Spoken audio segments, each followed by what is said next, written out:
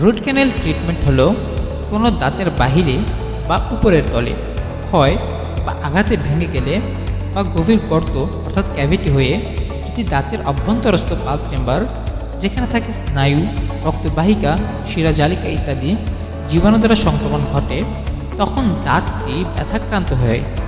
তাই দাঁত তুলে না ফেলে যে বিশেষ পদ্ধতিতে দাঁত সংরক্ষণ করে মুখ গহ্বরের অভ্যন্তরের পূর্বের ন্যায় রাখা হয়, সেই পদ্ধতিকে রুট ক্যানেল ট্রিটমেন্ট বা সংক্ষেপে আরসিটি বলা হয়।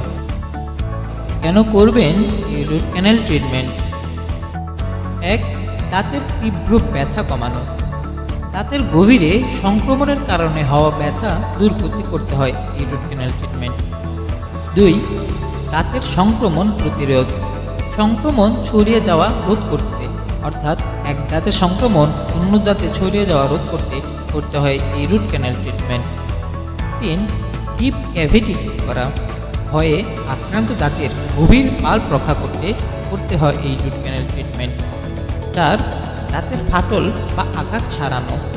ফাটল বা ট্রমার কারণে ক্ষতিগ্রস্ত দাঁত মেরামত করতে। 5. প্রাকৃতিক দাঁত সংরক্ষণ। দাঁত তোলার পরিবর্তে তা সুস্থ রাখার জন্য। 6. পুঁজ জমা বা ফোলা দূর করা।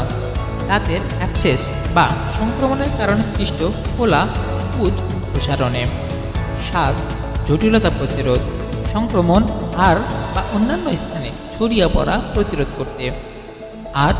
খাবার চিবানোর ক্ষমতা বজায় রাখা। দাঁত সুস্থ রেখে প্রাকৃতিক চিবানোর কার্যক্ষমতা ধরে রাখতে। 9. মুখের গঠন বজায় রাখা।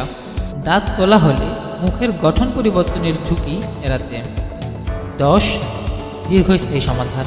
সংক্রমিত দাঁত স্থায়ীভাবে সুস্থ করে তোলার জন্য। কী কী লক্ষণসমূহ হলে বুঝতে পারবেন করতে হবে এই রুট ক্যানেল ট্রিটমেন্ট? 1. দাঁতের তীব্র ব্যথা বা মৃদু ব্যথা দীর্ঘস্থায়ীভাবে হওয়া। 2. ঠান্ডা বা গরমে দাঁত অতিরিক্ত সংবেদনশীল বা সেন্সিটিভ হওয়া। 3. দাঁতে ফোলাভাব বা ফোড়া ওঠা। 4. চিবানোর সময় ব্যথা অনুভূত হওয়া ইত্যাদি কারণে করতে হয় এই root canal treatment. Root canal ট্রিটমেন্টের উপকারিতাসমূহ: 1. প্রাকৃতিক দাঁত সংরক্ষণ। 2. চিবানো বা খাওয়ার ক্ষমতা বজায় রাখা। 3. সংক্রমণ ছড়ানো প্রতিরোধ। এবং 4.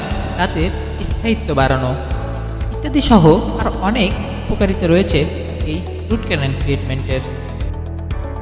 রুট ক্যানেল ট্রিটমেন্টের বিকল্প পদ্ধতিসমূহ: 1. এক্সট্রাকশন বা দাঁত তুলে ফেলা। 2.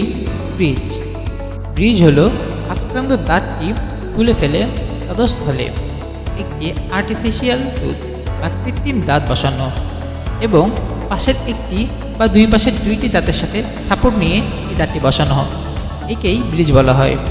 এবং 3. ইমপ্ল্যান্ট, তবে প্রাকৃতিক দাঁত সংরক্ষণ সর্বদাই ভালো। এই চিকিৎসার ধাপসমূহ: 1. রোগ নির্ণয়।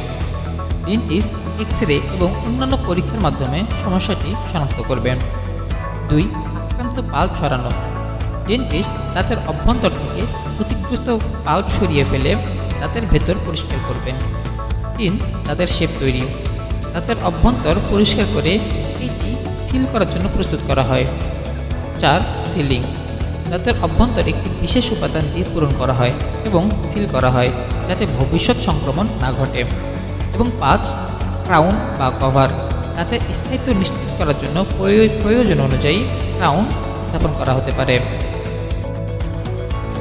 চিকিৎসার পর যত্ন: 1. প্রথম কয়েকদিন হালকা ব্যথা হতে পারে, যা সাধারণ। 2. চিকিৎসকের নির্দেশনা অনুযায়ী ওষুধ গ্রহণ করুন। 3. শক্ত বা কড়কড়ে খাবার এড়িয়ে চলুন। 4. নিয়মিত ব্রাশ ও ফ্লস করুন।